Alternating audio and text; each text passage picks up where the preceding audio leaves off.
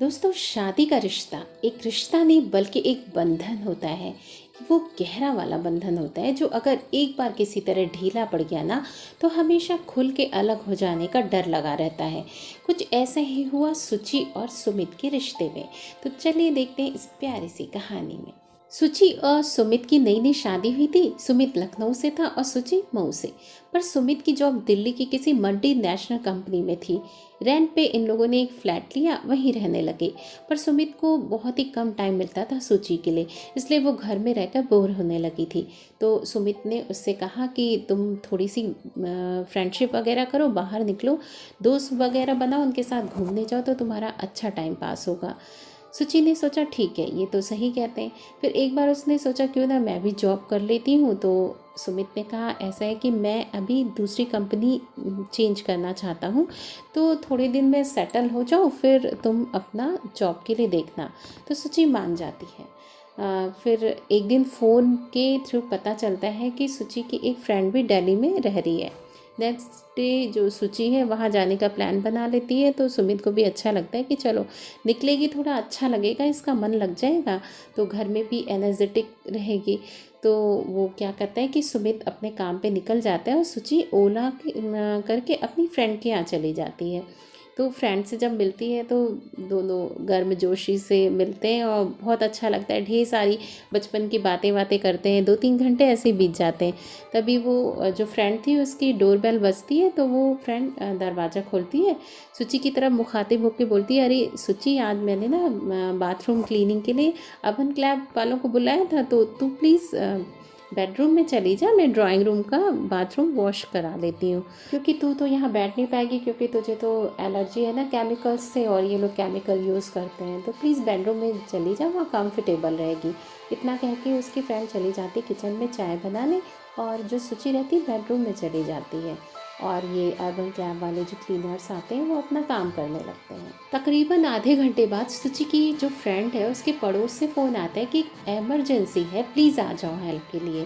तो वो उसकी फ्रेंड उसकी हेल्प के लिए, पड़ोस की हेल्प के लिए चली जाती है, ये बोल के सुचि से कि इन लोगों का काम एक बार चेक कर लेना, अगर मैं लेट हो जाऊँ तो अभी आती हूँ 15-20 मिनट में। सुचि ओके बोलती है और उसकी फ्रेंड चली जाती पड़ोस में। आधे घंटे बाद ड्राइंग रूम से आवाज़ आती है कि मैम हमारा काम हो गया, आके चेक कर लीजिए एक बार। तो सुचि आवाज़ सुन के बाहर जाती है ड्राइंग रूम में, और वो जैसे ही ड्राइंग रूम में जाती है सामने सुमित को देखकर भौचक्की रह जाती है, और साथ भी सुमित भी चौंक जाता है। सुचि सरप्राइजली सुमित को देखकर कहती है, सुमित, तुम ये काम करते हो? ये है तुम्हारी मल्टीनेशनल कंपनी? लानत है सुमित तुम पर, तुम घर घर जाकर लोगों के बाथरूम साफ करते हो।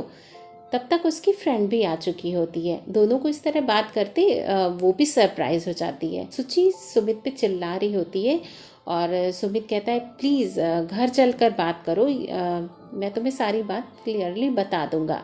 सुचि नहीं मानती है और रोते रोते उसको खूब खरी खोटी सुनाती है और कहती है चली जाओ यहाँ से, चली जाओ यहाँ से, मैं तुम्हारी शक्ल तक नहीं देखना चाहती। सुमित चुपचाप वहाँ से चला जाता है। उसने बार बार चाहा था सुचि को बताना, पर वो बता नहीं पा रहा था। इधर उधर जॉब ढूंढ ही रहा था, पर जॉब अच्छी थी ही नहीं। अच्छी जॉब की कमी के चलते उसे मिल ही नहीं पा रही थी। इसलिए अर्बन क्लैब को उसने ज्वाइन किया था और सबसे झूठ बोल दिया था कि वो मल्टीनेशनल कंपनी में है। उसने सोच के ही रखा था कि थोड़े दिनों में वो चेंज कर ले जाएगा, तो क्या बताना किसी को। और उधर सुचि फ्रेंड के यहाँ से डायरेक्ट अपने मायके चली जाती है, बिना सुमित से बात किए, और कुछ भी अपना सामान भी लेने नहीं जाती है और बात भी नहीं करती है, और बहुत ही ज़्यादा उससे हेट करती है। दोस्तों, प्रेजेंट में बेरोजगारी के जो आलम है, ऐसे स्थिति हो सकती है कि पेट पालने के लिए कोई कहीं भी जॉब कर रहा है और उस काम को वो छुपाने की कोशिश करता है, क्योंकि परिवार वालों से, रिश्तेदारों से, दोस्तों से उस काम के लिए उसको इज्जत नहीं मिलती।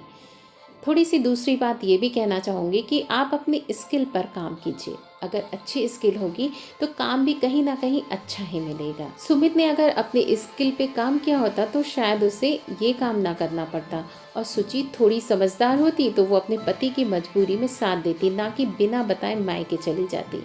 इस बारे में आपकी क्या राय है, ज़रूर कमेंट में बताइएगा। आशा करती हूँ कि इस कहानी के द्वारा आपने समझ लिया होगा कि हमें आज के ज़माने में अपने स्किल पे काम करना कितना ज़्यादा ज़रूरी हो चुका है।